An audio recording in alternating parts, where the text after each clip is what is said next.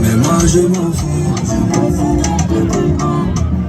La réussite elle est totale, même si on ne veut pas en parler avec tout ce qu'on traverse aujourd'hui dans le pays. C'est une réussite, moi je dirais à 500%. La réussite elle est totale parce que le peuple s'est mis dedans, le peuple s'est associé et les autorités n'ont pas minimisé les moyens. Donc on voit sur les yeux des gens que tout le monde est content et il y a une sécurité qui dit pas son nom. Ça c'est là où il faut maximiser vraiment le remerciement. Mais côté cinématographique, je pense qu'il y a encore beaucoup à faire parce que le peuple, à un certain moment, s'était désorienté et déconnecté du cinéma par rapport au FESPACO. Mais ça, il faut travailler à ramener le peuple dedans.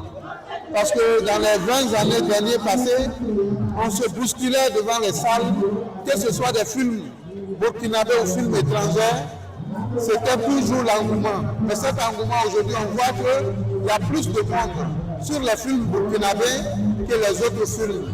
Donc là, il faut travailler à ça. Ce qui est de l'organisation, on tire chapeau, rien n'est toujours parfait.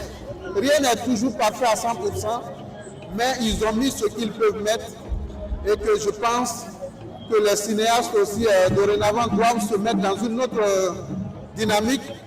Et comme moi-même je le dis d'ailleurs, dans les prochains FESPACO, je vais organiser des rencontres et des séminaires par rapport à certaines formations sur les films spirituels et mystiques dans leur décor et dans leur faisabilité.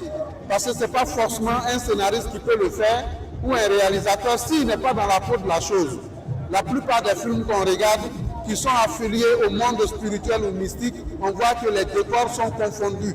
On peut prendre des décors sud-africains, les amener en Afrique de l'Ouest, des décors ouest-africains sur des films nigériens sur des films ghanéens ou des films du Mali, du Manding.